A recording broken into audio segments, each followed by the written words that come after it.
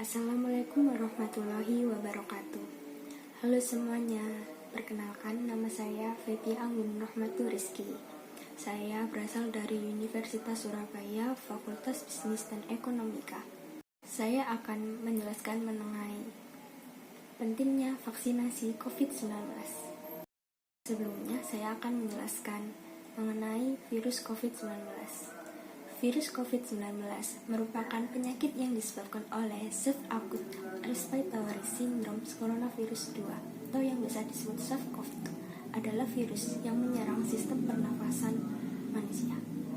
Virus corona bisa menyerang siapa saja, seperti orang dewasa dan lansia, anak-anak dan bayi, ibu hamil atau gejala-gejala jika terpapar virus COVID-19.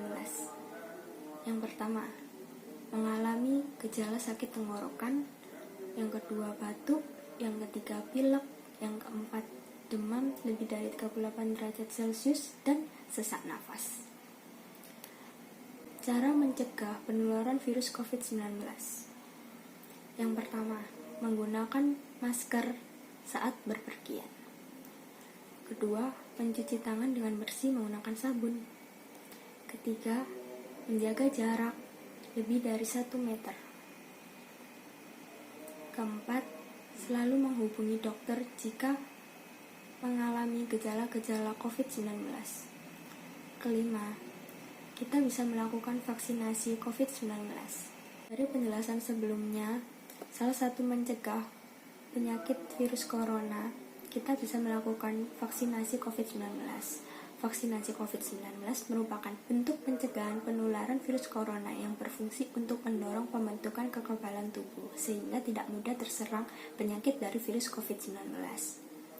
Vaksin COVID-19 bukanlah sebuah obat, melainkan vaksin tersebut itu diberikan pada orang yang sehat untuk mencegah penyakit tertentu yang menjangkiti orang tersebut.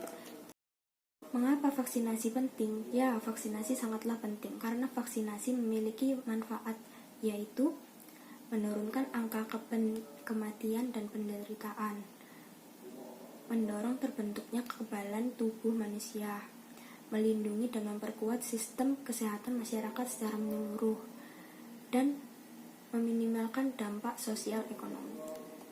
Jenis vaksin COVID-19.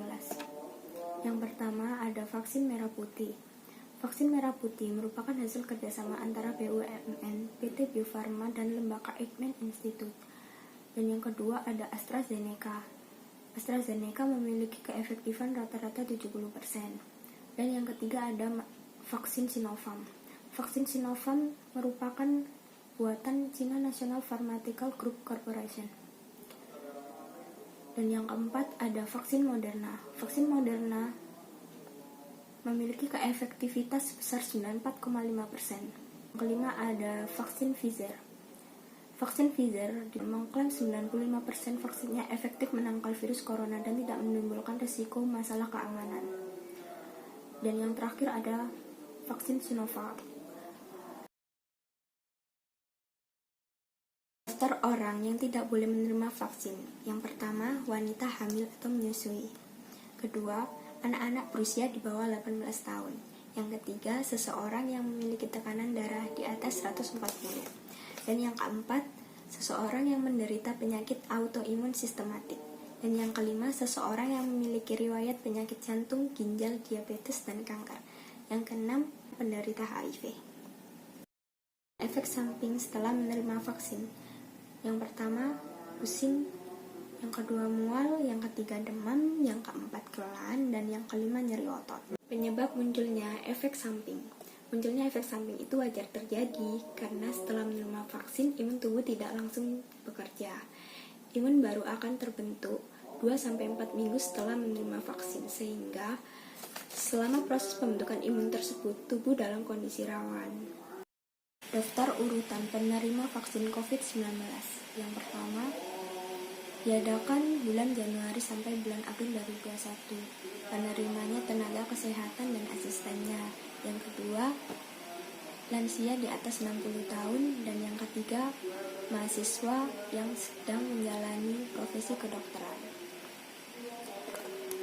Dan gelombang 2 diadakan 2 Maret sampai April 2021. Yang penerimanya adalah petugas pelayanan publik seperti polisi, perbankan, dan tentara. Yang kedua, tokoh masyarakat atau agama, serta pelaku ekonomi dan perangkat daerah. Gelombang ketiga akan diadakan bulan April 2021. Penerimanya adalah guru atau tenaga pendidikan dari PAUD sampai SMA, serta perguruan tinggi.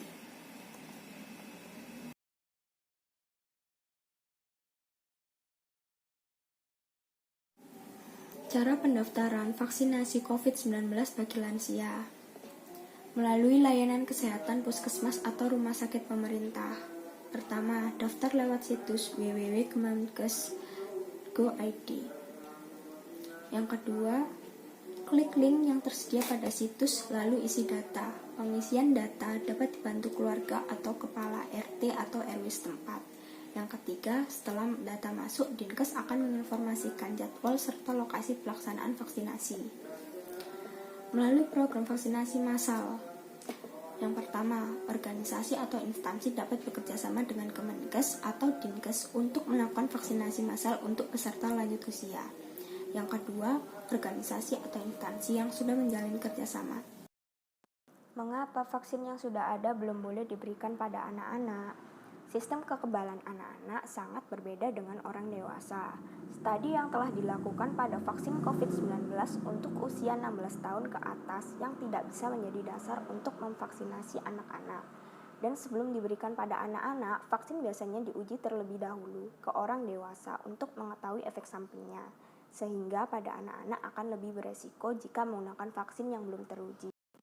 Terima kasih telah menyaksikan video yang saya buat. Semoga apa yang saya jelaskan bermanfaat untuk kalian semua.